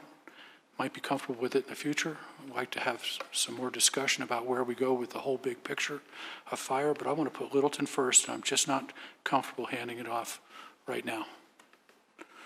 Peggy. So I appreciate your comments. I appreciate all the comments. As I try to look at how we do what we do, if we're going to farm out this, then why aren't we farming out every other thing that the city does? Why don't we farm out police? Why don't we farm out the public works, the records department? Why don't we farm out everything?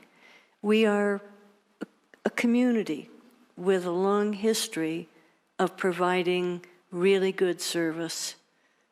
Do we have some challenges? Yeah. But this doesn't seem to me the way to deal with this issue. So I very much respect the mayor's comments and Jerry's comments, Doug's.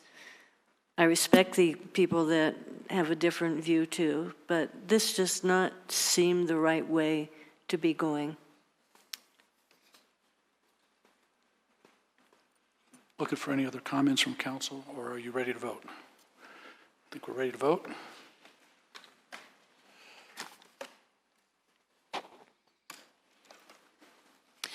The vote is 3 in favor with Councilmember Cole, Councilmember Clark, Mayor Beckman, and Councilmember Valdez voting no. The motion fails.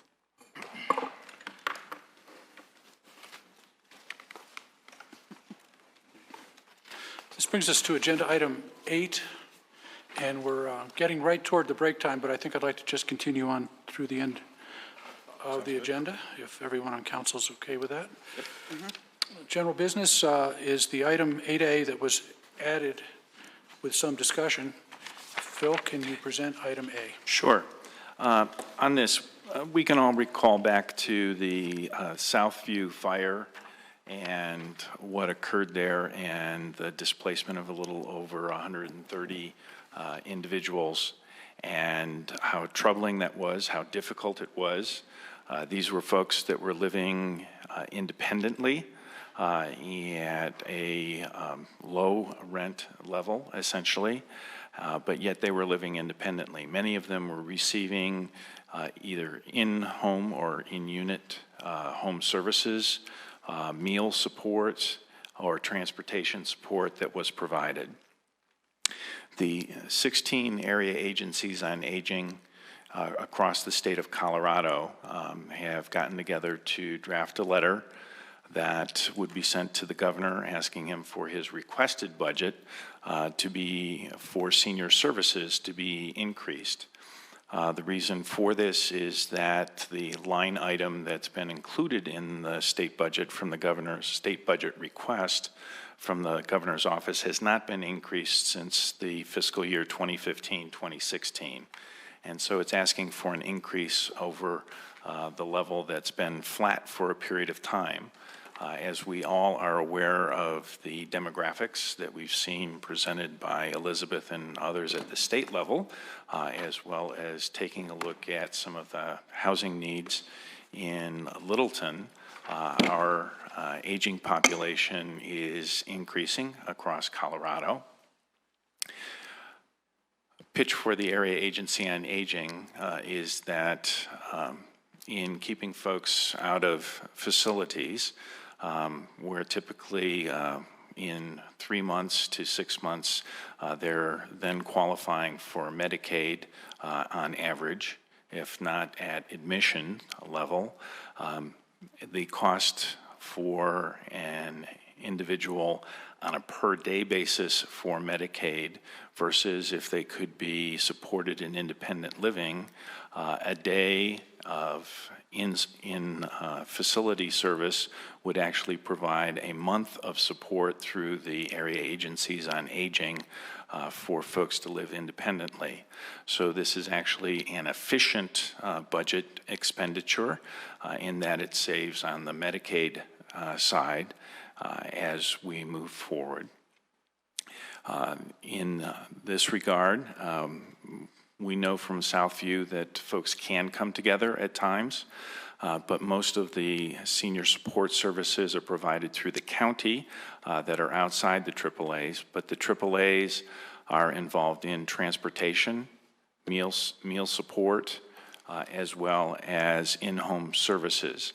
The grants that are provided through the AAAs are provided through county-based communities getting together to provide those grant requests. For the Denver Metro Area and Agency, which represents 8 counties, that committee has a member from each of the counties, which are close to those folks providing the services.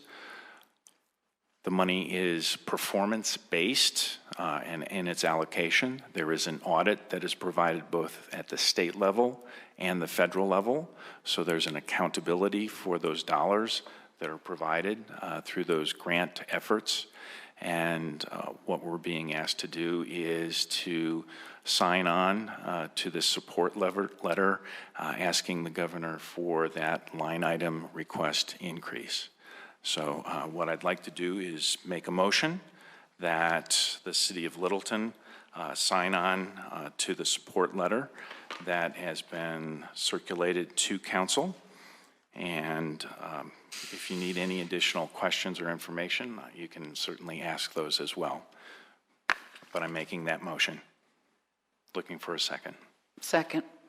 With a motion and a second, we can have some additional discussion. And my question was, Phil, who prepared the letter? So, and my understanding would be this would be the same letter from, we're not going to edit it.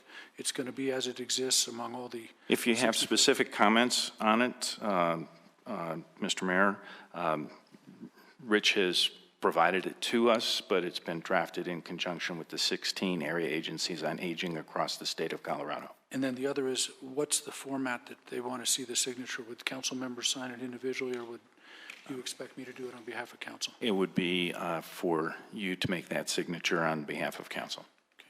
Additional questions? Yeah. Debbie. Phil, do you know what the current budget is? This represents roughly about a 10% increase over the 2015-2016 level that's been carried forward to the 2016-2017 level, so it's about a 10% increase. 10% over 4 years? Yeah. 3, actually. Okay. Phil, I see that this was sent out by the area agents, whatever they are, on Monday at 5:00 p.m. Yes. Asking for a response by Wednesday. Yes. I'll point out that it would be impossible for some cities to even respond to this with the time frame that they put in. I've got to say that I Still haven't read the letter. I don't have a problem with old people, I am one. But I do have a problem with an agency that frankly is so disorganized that they want to send something out at 5 o'clock on Monday evening and expect responses back by June 28th, tomorrow. And if this is the way that they ask for support, I've got to wonder about how organized they are in distributing the money. But I was aware of the drafting of the letter, but I was not at our meeting 2 weeks ago or last week. And I'm not faulting you. I'm faulting any organization that sends something out on Monday and expects everybody to respond to it with an official response 2 days later. Not all organizations that are being asked to respond are cities. Well, but not all cities are physically capable of responding to it with the way that this is put out. So, Understood. Not even having read the letter, not knowing what the budget is, not knowing what they're going to do with it, I have a hard time supporting it just as the way it is. If it came back with some more information and we had a chance to think about it, I might change my mind. But at this point in time, I can't support endorsing this. Additional comments? Jerry? I'm having a little struggle with this too. I read the letter and golly, I'm an old guy too. I also understand the state wastes a lot of money, and we're asking them to increase a budget for another agency, which is absolutely great, absolutely a wonderful cause. A few years back, I became aware of and as a part of getting furniture for free from the state because they had budget to buy new furniture and they had to use it up before a certain time. And they had they were getting new furniture to replace their absolutely fine furniture, file cabinets, you name it. But they had money to burn. And now we're asking the governor to go find more money when I'm having an issue with the government. Jerry, They can't monitor themselves, but yet we want to spend more money. At some point, the citizens of America, the city, the state, the country, have just got to say, we've got to get spending under control. We just can't have these feel-good things constantly coming at us, good causes, and say, let's spend more money, and we have to, and kind of overlook all the waste we're doing. And that's, I'm not in favor of signing this thing. Okay, Jerry, I appreciate your perspective. I'd like to comment, if that's okay. Go ahead, feel free. Jerry, I agree with you with regard to the general budget. What we're looking at is a line item here. I'm telling you, being intimate with it, the area agencies on aging, I have 20-to-1 and 30-to-1 payback as far as efficiency in spending. The money is audited. It's a very accountable approach. I can agree with you with regard to some of the items around whether it's free furniture or such. I will tell you that many of the organizations that are provided with these grants are organizations of volunteers. For example, Meals on Wheels will, not the Littleton TLC, but other Meals on Wheels.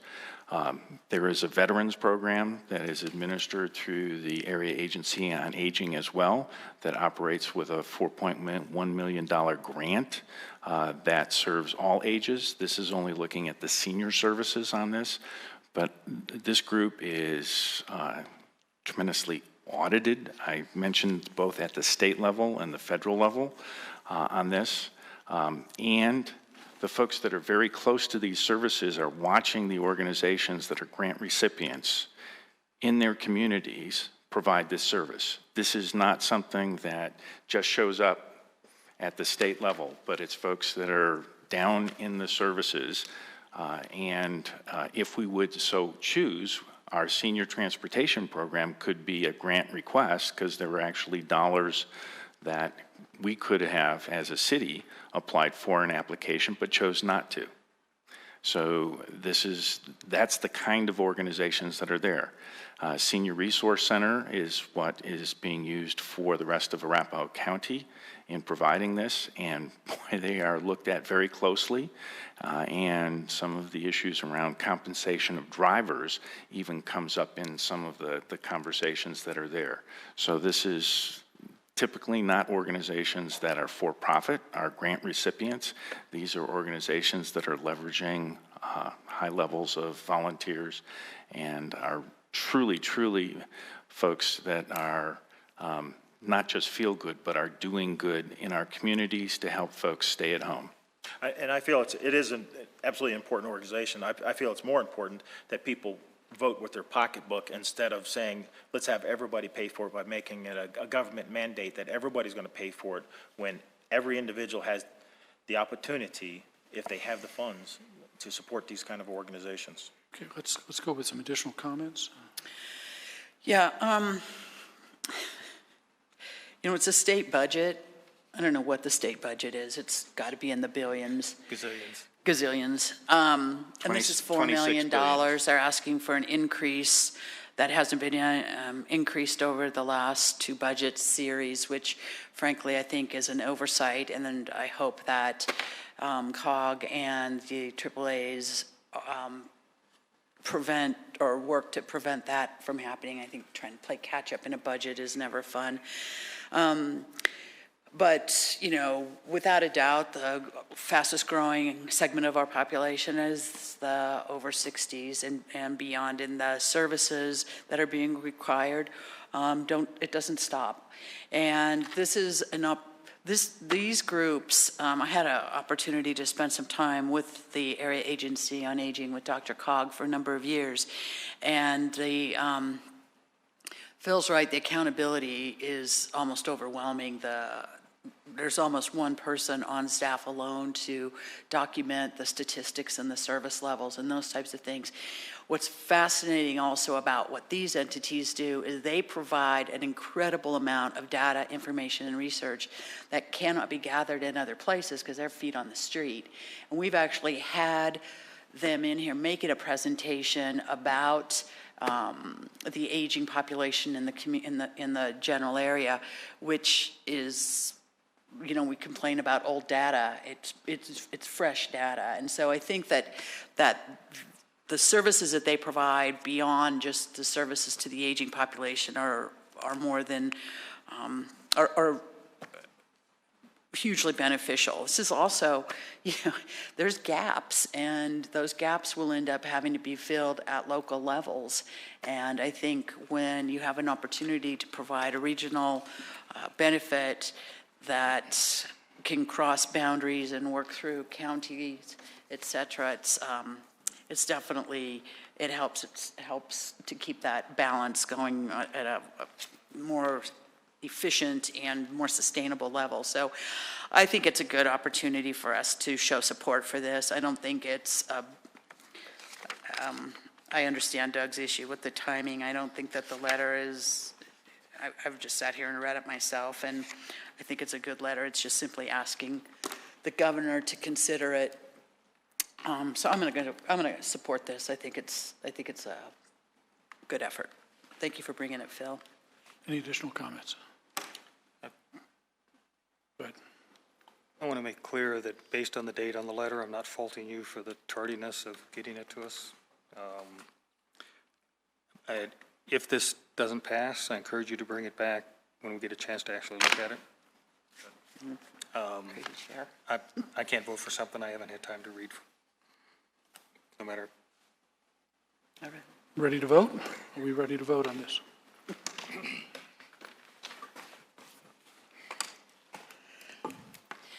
The vote is 3 in favor, with council members Cole, Clark, Valdez, and Mayor Beckman voting no. The motion fails.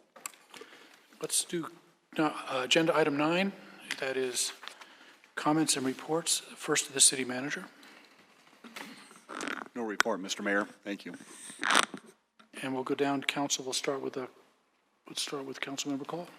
I don't have anything city-related, except that I hope we all are keeping the family of the police officer who died in Russia close to our hearts.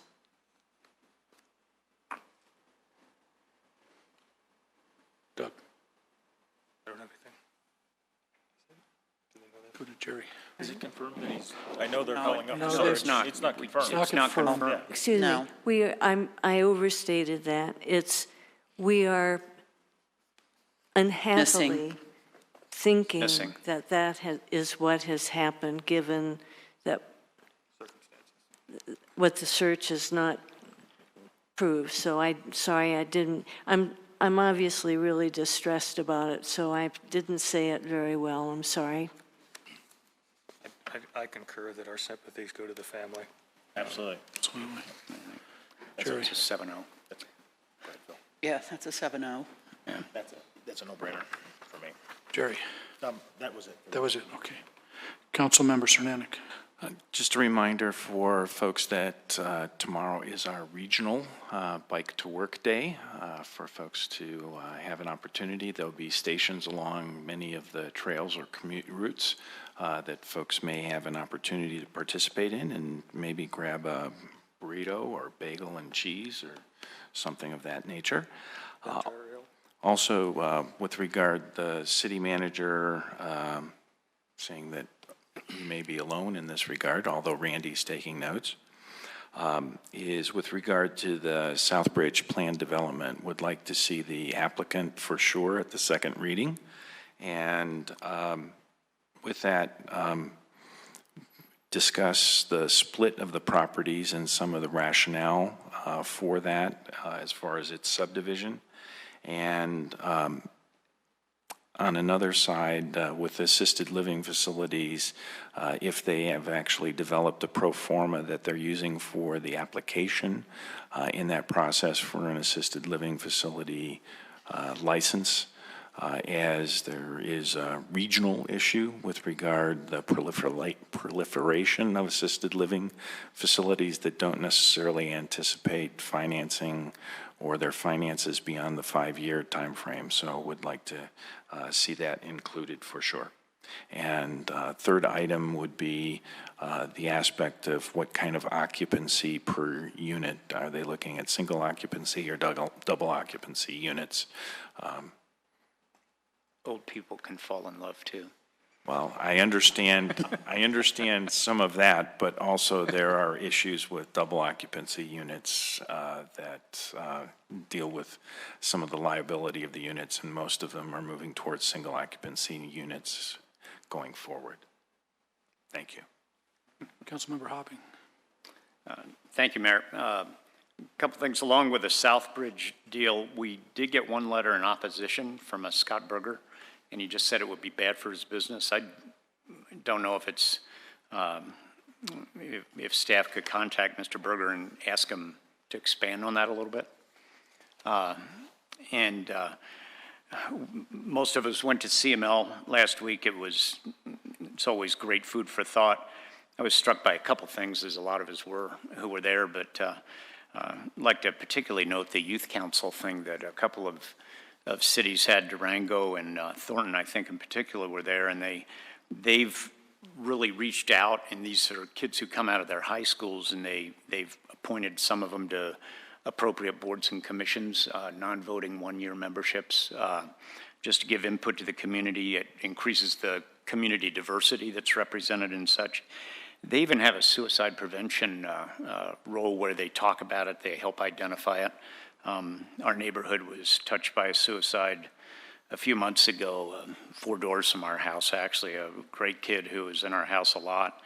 And they're training kids to look for signs, you know, and that's something that I think, my understanding is the schools have done a great job of responding to situations like we unfortunately had at a couple of the local high schools in terms of what you do to help the kids who were touched by those incidents. But there are, I mean, the Arapahoe situation was one, it was a suicide essentially with collateral damage. And, you know, the kids need help. And if we can, it's support that, and that's something that may not cost council a penny. It's a voice of support and something that we support programs that may be offered by the schools. And I just think it's part of being a community, and it was really wonderful to hear these kids talk about this stuff and see their enthusiasm. So I think it might be worth something that we all consider down the line as we work together, and it's, I just wanted to comment on that.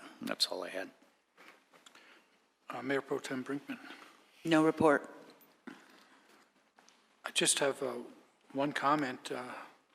It was talked around and presented a couple times tonight about what our compensation philosophy is and what our package looks like in terms of the metro area and the competitive nature of it or failure to be competitive. I'm thinking it's been a while since I think that's been talked about by council. Maybe that's a study session item we could consider in anticipation of the budget. And I don't know if council's as concerned as I'm feeling, but I'm feeling like we don't have a handle on it. And we had several times that the ball kind of came to our court, and we don't have an answer on that. And I think we need to renew our answer on that as a council. We have the 5-year plan that we're enacting. Is that benefits only, or does that include pay increases? I don't know I can't recall how comprehensive that was. It actually is both. Yeah, it's both. Both, okay. Mm-hmm. Yeah, maybe I have some impressions about it as well. And obviously, you know, we're in the process here of eventually looking at recruiting for a permanent HR director. So I think during the budget process, I'll probably comment a little bit on this issue here. So later here this summer, probably September, you'll probably hear from me. I don't think that we're in a position here to kind of evaluate the problem here before the budget. Issues like this are pretty complicated. And I think that we can have some conversation about this, but if the council has some interest, that it's likely to be pursued probably next year. Again, we're in I think it's the 4th year of a 5-year plan, so we probably need to kind of evaluate where that's at as well. This is a very, not only, you know, kind of expensive kind of proposition, but the impact to an organization is deep. Not just financially, but the morale of this is I've been through this twice in my career. It's never been easy. So I think if we are truly going to evaluate a pay and compensation system, I think we just need to be very thoughtful about kind of how we might approach this. That's good. That's all I had. With that, we're adjourned. It's 8:37.